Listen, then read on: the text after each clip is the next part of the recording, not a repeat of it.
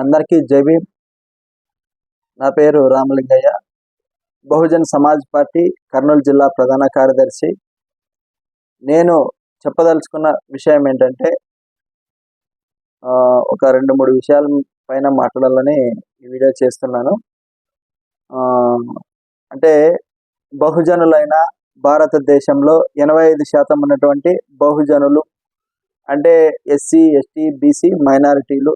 SC, ST, BC మైనారిటీల అందరం కలుపుకుంటే 85% ఉన్నటువంటి ప్రజలు 15% ఉన్నటువంటి అగ్రకుల పార్టీలైన బ్రాహ్మణ పార్టీలైన వాళ్ళ ద్వారా పరిపాలించబడుతున్నాము.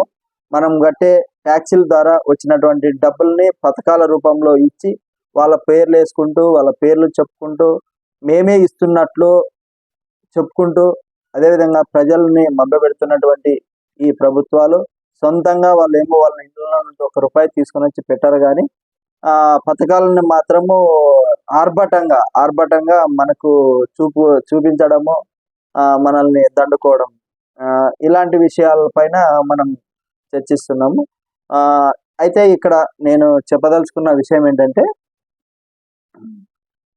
ఎస్సీ, ఎస్టీ, బీసీ మైనారిటీలు. ఎస్సీలలో ఉన్నటువంటి దాదాపుగా ఒక 59 కులాలు, ఎస్టీలలో ఉన్నటువంటి 17-20 కులాలు, బీసీలలో వచ్చేసి దాదాపుగా 100 పైనే ఉన్నాయి. అందులో ముఖ్యమైనవి నాకు తెలిసినటువంటి కులాలు బీసీల్లో మంగలి, చాకలి, వడ్రంగి, కుమ్మరి, వాల్మీకి, బోయ, కురువ, అదేవిధంగా యాదవులు, బెస్తవారు, అదేవిధంగా ఇలా చాలా వరకు వాళ్ళ యొక్క కుల వృత్తులను బట్టి బీసీల కేటగిరీలో చాలామంది ఉంటారు. అయితే ఎక్కువ శాతము నేను చెప్పదలుచుకున్న విషయం పూర్తిగా చెప్తున్నాను ఏంటంటే ఎస్సీ, ఎస్టీలు అనేవారు ఈ దేశంలో దాదాపుగా అణచివేతకు గురవుతున్న వారు, అంటరానితనాన్ని ఫేస్ చేస్తున్నటువంటి వారు, అదేవిధంగా వారు ఊరికి వెలివేయబడిన వారు. ఇలాంటి వాళ్ళు కొందరు మహనీయులు అంటే బుద్ధుడు కావచ్చు, తర్వాత మహాత్మా జ్యోతిబా ఫులే కావచ్చు, తర్వాత గురునారాయణ కావచ్చు, పెరియార్ రామస్వామి, బాబాసాహెబ్ అంబేద్కర్, కాంశీరామ్ లాంటి వారి యొక్క స్ఫూర్తితో, వాళ్ళు ఇచ్చినటువంటి పిలుపుతో, వాళ్ళు ఇచ్చినటువంటి సమానత్వ పిలుపునందుకొని ఎస్సీ, ఎస్టీలు చైతన్యవంతమై, అదేవిధంగా బాబాసాహెబ్ అంబేద్కర్ గారు బ్రిటిష్ వారి పరిపాలనలో ఉన్నప్పుడు దేశంలో ఆయన చేసినటువంటి కృషి, పట్టుదల, ఆయన చేసినటువంటి యుద్ధాలు, మనవాదులైనటువంటి కొందరి ద్వారా యుద్ధం చేసి కూడా మనకి కొన్ని హక్కులు తీసుకురావడం జరిగింది. ఆ హక్కుల ద్వారానే ఎస్సీ, ఎస్టీలకు కొంతవరకు మేలు జరుగుతుంది. అది ఏ విధంగా అంటే వారు కొన్ని పార్టీలకి చెంచలుగా మారడమా, లేకపోతే వాళ్ళ జాతి కోసము సొంతంగా ఏదో పని చేసుకొని ఏదైనా ఎంప్లాయ్మెంట్ సంపాదించుకోవడం, లేదంటే ఇట్లా రిజర్వేషన్ల ద్వారా వచ్చినటువంటి ఉద్యోగాల ద్వారా వాళ్ళ యొక్క సామాజిక సమానత్వం కోసం కృషి చేస్తూ ఉంటారు చాలా మంది. అందులో భాగంగానే ఎస్సీ, ఎస్టీలు కొద్ది వరకు వాళ్ళకు ఉన్నటువంటి రిజర్వ్డ్ స్థానాల్లోన గెలుపొందినప్పటికీ వాళ్ళ యొక్క రెడ్లు గాసమో, లేకపోతే కమ్మ గాసమో, లేకపోతే వెలమల గాసమో, ఇలా అగ్రవర్ణాలకు గాసం లాగా వాళ్ళు ఎమ్మెల్యేలు అయ్యి వాళ్ళ జాతులకి ఏమైనా జరిగినా కూడా ఆ ఎమ్మెల్యేలు ఏం పట్టించుకోరు. ఏం జరిగినా, ఇలాంటి దాడులు జరిగినా, కుల వివక్షతకి ఎదురైనా, లేకపోతే కుల వివక్షతతో ఎదుగుతున్నటువంటి ఎస్సీ, ఎస్టీ నాయకులను చంపినప్పటికీ కూడా ఎమ్మెల్యేలు అయ్యుండి కూడా మా ప్రాంతంలోన రీసెంట్ గా జరిగినటువంటి సన్నివేశం ఏంటంటే బొందిమడగల రమేష్ గారిని దారుణంగా చంపినప్పటికీ కూడా మా ఏరియాలో ఉన్నటువంటి reserved candidate Kodumur MLA Dastagiri garu అట్లా కూడా చూడలేదు.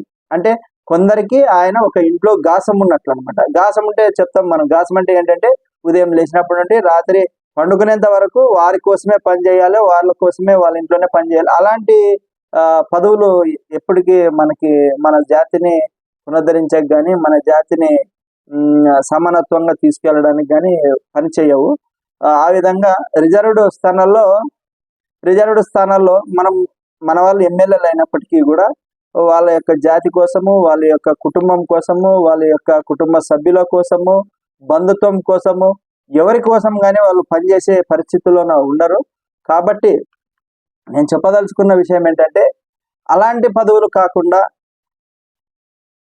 ఎస్సీ ఎస్టీలు ముందుకు ఎంత చైతన్యవంతం వచ్చినప్పటికీ, వాళ్ళు ఎంత సంపాదన సంపాదించినప్పటికీ, వారికి పుట్టినప్పుడు వచ్చినటువంటి కులము, పుట్టినప్పుడు వచ్చినటువంటి అంటరానితనము, పుట్టినప్పుడు వచ్చినటువంటి వివక్షత, ఇవి ఏవి కూడా వాళ్ళని మార్చేకి అవకాశం లేకుండా ఉన్నటువంటి ఈ సమాజంలో ఎంత ఎత్తుకెదిగినా, ఎంత పెద్ద ఉన్నతమైన స్థానంలోన మనం ఉద్యోగం సంపాదించినప్పటికీ కూడా కుల వివక్షతను మాత్రము తొలగించుకోవడానికి సాధ్యం కానటువంటి పరిస్థితుల్లోన ఎస్సీ ఎస్టీలు జీవిస్తున్నారు. అయితే ఎస్సీ ఎస్టీలను మనం ఒక విధంగా మనం ఇప్పుడున్నటువంటి ఈ సమాజంలో వారు ఫేస్ చేసినటువంటి వాళ్ళు ఏదైతే ప్రత్యక్షంగా కానీ పరోక్షంగా కానీ ఎన్నో విధాలుగా బాధపడుతూ ఉంటారు. చదువులో అయితేనేమి, వైద్యంలో అయితేనేమి, ఉపాధిలో అయితేనేమి, ఏ విషయంలోనైనా తీసుకున్నా కూడా వారు కంపల్సరిగా వివక్షతకు గురవుతూ ఉంటారు. ఇది ఓకే.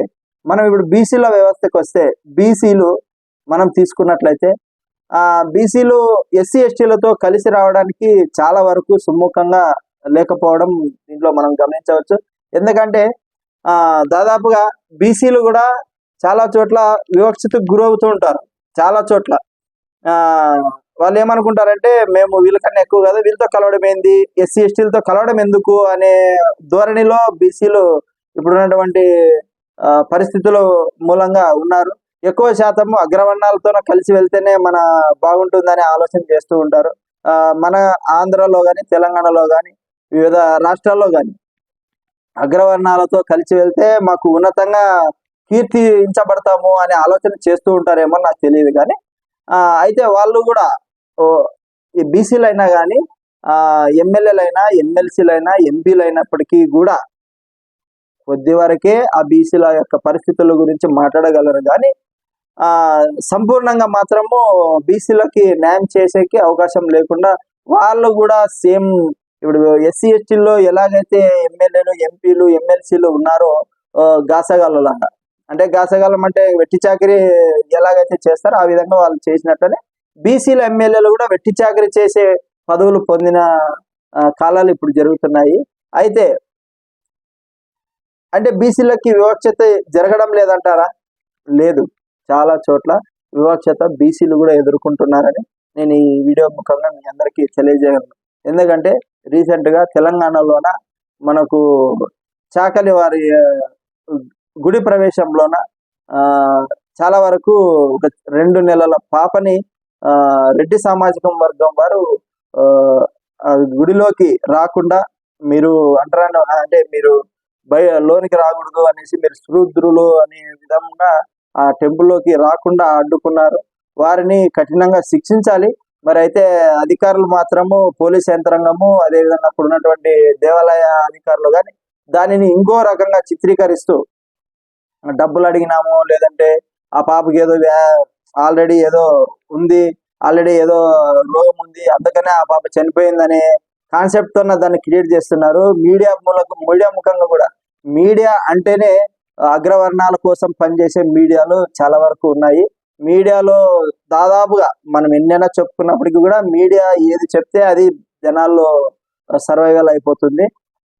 అలాంటి పరిస్థితుల్ని మనం గమనించాలి. ఎందుకంటే చాలా వరకు మన సమాజంలోన బీసీలు అనేవారు ఎక్కువ శాతం ఉన్నారన్నది వాస్తవమే. అయితే బీసీలు ఆలోచన చేయాలి. మీరు ఎప్పుడైతే అగ్రవర్ణాలతో కలిసి ఉంటారో, అగ్రవర్ణాలతో కలిసి ఉండి మనం ఏవైతే అధికారం సాధిస్తామో, అధికారం అనేది మన కోసం పని చేయదు. అగ్రవర్ణాలతో కలిసి ఉన్నన్ని రోజులు మన కోసం మనం పనిచేయము. మనది పేరు, వాళ్ళది నోరవుతుంది. మనం ఇప్పుడు చూస్తున్నాము. ఇప్పుడు రాష్ట్రంలో ప్రవేశపెట్టినటువంటి బడ్జెట్లు కూడా చాలా వరకు వారికి అనుకూలమైనటువంటి బడ్జెట్ ప్రవేశపెట్టుకొని ఆంధ్ర రాష్ట్రంలోన వాళ్ళ యొక్క సామాజిక వర్గాన్ని అభివృద్ధి చేసుకోవడానికి ఆ నిధులన్నీ వినియోగిస్తున్నారు తప్ప, సామాజికంగా ఎస్సీ ఎస్టీ బీసీ మైనారిటీల అభివృద్ధి కోసము ఏ ఒక్క రూపాయి కూడా వినియోగించడం లేదనేసి నేను తెలియజేస్తున్నాను. ఎందుకంటే సాధారణంగా ఎప్పుడు బడ్జెట్ ప్రవేశపెట్టిన దాంట్లోనే వాళ్ళు కేటాయించినటువంటి నిధుల కన్నా ఏమి ఎక్కువ వాళ్ళు కేటాయించుకోకనిందే కాక, వాళ్ళ యొక్క అవసరాల కోసము, వాళ్ళ యొక్క డబ్బులు పోగు చేసుకోవడానికి, కంపెనీలు ఏవైతే ఉన్నాయో వాళ్ళు ఇస్తున్నటువంటి టెండర్ ఫార్మ్స్ కంపెనీలు, లేకపోతే వాళ్ళు ఇస్తున్నటువంటి దారదత్తమైన భూములు 99 పైసలకి ఏవైతే భూములు ఇస్తున్నారో ఆ భూములు ఎవరికైతే ఇస్తున్నారో ఆ కంపెనీలు పెట్టి 6 నెలలు కూడా అయి ఉండవు, లేదంటే సంవత్సరం కూడా అయి ఉండదు. వాళ్ళ యొక్క టర్న్ ఓవర్ 1,00,000-1,50,000 కన్నా ఎక్కువ అయి ఉండదు. అంతా కలిసి 3 లక్షల టర్న్ ఓవర్ లో ఉన్న కంపెనీలకి వీళ్ళు కోట్లు ఏదంటే కాంట్రాక్ట్ ఇవ్వడము చాలా అశాస్పదం. ఎందుకంటే వాళ్ళకి ఎటువంటి ఎక్స్పీరియన్స్ లేదు, అనుభవం లేదు, ఆ రిసార్ట్లు కట్టాలనే ఆలోచన వాళ్ళలో కూడా లేదు. అలాంటి వాళ్ళకి కోట్ల బడ్జెట్లో కాంట్రాక్ట్ ఇవ్వడం అనేది చాలా ప్రజల్ని దోచుకోవడం తప్ప ఎక్కడ కేంద్రం నుంచి వచ్చిన నిధులు, ప్రజల ద్వారా వచ్చినటువంటి ట్యాక్సీలు అంత డబ్బుల్ని కూడగట్టుకొని బడ్జెట్ రూపంలో వాళ్ళకు అవసరమైనటువంటి వారికి కేటాయించుకొని ప్రజా భూముల్ని వాళ్ళకి కట్టబెడుతూ 99 పైసలకే కాకపోతే ఫ్రీగా కూడా మేము ఇస్తామని ఉన్నతమైన గవర్నమెంట్ లో ఉన్నటువంటి అధికారంలో ఉన్నటువంటి మంత్రులు ఈ మాట మాట్లాడడం చాలా బాధాకరం. ఎందుకంటే ప్రజల యొక్క భూములను మీరు పంచడం అనేది చాలా ఇది ఏమంటారంటే దౌర్భాగ్యమైన పరిస్థితులు. ఎందుకంటే ప్రజల భూములు, ప్రజల డబ్బుల్ని మీరు ప్రజల కోసం సేవ చేయడానికి వచ్చినట్ల లేదు, ప్రజల కోసం సేవ చేయడానికి వచ్చినట్లయితే దీంట్లో లేదు. బీసీలు ఎంతమంది ఎమ్మెల్యేలు ఉన్నా, ఎస్సీలు ఎంతమంది ఎమ్మెల్యేలు ఉన్నా, ఎస్టీలు ఎంతమంది ఎమ్మెల్యేలు ఉన్నా వాళ్ళ యొక్క సామాజిక వర్గానికి అవసరమైనటువంటి అభివృద్ధి పనుల గురించి ఏమాత్రం అసెంబ్లీలో మాట్లాడకపోవడము చాలా బాధాకరం. ఎందుకంటే ఎస్సీ, ఎస్టీ, బీసీ ఎమ్మెల్యేలు, మైనారిటీ ఎమ్మెల్యేలు మీరు వాళ్ళ యొక్క పార్టీలలో మీరు వెట్టి చాకరి మనుషులుగా పనిచేస్తున్నారు తప్ప మీకు స్వతంత్రత లేదు. మీరు కూరలు పీకినటువంటి పాముల్లాగా ఉన్నట్లనే కానీ వేరే విధంగా అయితే లేదు. కాబట్టి చాలా గ్రామాల్లోన శ్మశాన వాటిక సమస్యలు ఉన్నాయి. కొన్ని పట్టణాల్లో శ్మశానాలు కబ్జాలకు గురవుతున్నాయి. చాలా గ్రామాల్లోన శ్మశానాల దగ్గర అవసరమైనటువంటి నీటి సౌకర్యం లేదు. చాలా శ్మశానాలకు వెళ్ళే దారులు సరిగా లేవు. ఇవి ఎంపీడీఓలకి, ఎంఆర్ఓలకి, కలెక్టర్ల దృష్టికి తీసుకెళ్లినప్పటికీ కూడా ఎవరు కానీ వీటిపైన స్పందించడం లేదు. ఇలాంటి అభివృద్ధి పనులపైన ఎమ్మెల్యేలు, ఎంపీలు, ఎస్సీ, ఎస్టీ, బీసీ, మైనారిటీ ఎంపీలు, ఎమ్మెల్యేలు, ఎమ్మెల్సీలు మాట్లాడాల్సిన ఆవశ్యకత ఎంతైనా ఉంది. ఆ విషయంలో చాలా నిర్లక్ష్యం వహిస్తున్నారు.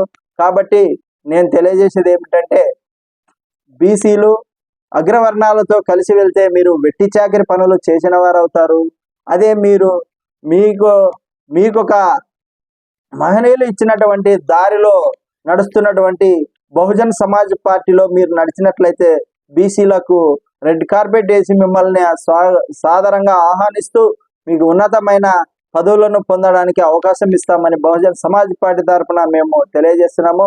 ఎందుకంటే అగ్రవర్ణాల పార్టీలైన వైసీపీ, టీడీపీ, జనసేన పార్టీలో మీరు పనిచేసినట్లయితే తప్పకుండా అక్కడ మీకు వెట్టి చాకరి పనే ఉంటుంది. కానీ కనీసము మీ కుటుంబ సభ్యులకు, మీ బంధువులకు, మీ జాతి బిడ్డలకు ఎటువంటి అభివృద్ధి పనులు చేయలేనటువంటి పరిస్థితుల్లో మీరు ఉన్నట్లయితే అది మన సామాజిక వర్గం అభివృద్ధి చెందడానికి చాలా కష్టతరం అవుతుంది.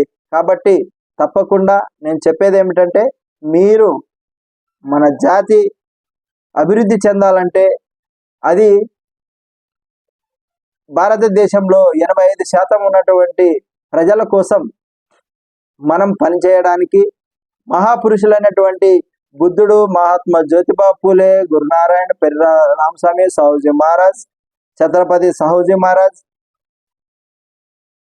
బాబాసాహెబ్ అంబేద్కర్, కాంశీరాముల సిద్ధాంతాలను మనము తూచా తప్పకుండా పాటించినట్లయితే మన దేశాన్ని, మన బహుజనుల భారతదేశాన్ని, అశోక సామ్రాజ్యాన్ని ఛత్రపతి సాహుజీ మహారాజ్ ఏదైతే చెప్పాడో తప్పకుండా దానిని మనము పాటించి ఈ దేశంలో 85% పరిపాలించబడుతున్నటువంటి ప్రజలు పరిపాలించే స్థాయికి రావాలని మహనీయులు కలగన్నారు. ఆ కళని నిజం చేయడానికే మనమందరము అగ్రవర్ణ పార్టీలు వీడి బహుజన్ సమాజ్ పార్టీ, బహుజనుల కోసం ఏర్పాటు చేసుకున్నటువంటి పార్టీలో బలోపేతమై అధికారాన్ని చేజిక్కించుకొని దేశాన్ని పరిపాలించే దిశగా ప్రయత్నం చేయాలని నేను ప్రతి ఒక్కరిని కోరుకుంటున్నాను. జై భీమ్, జై భారత్.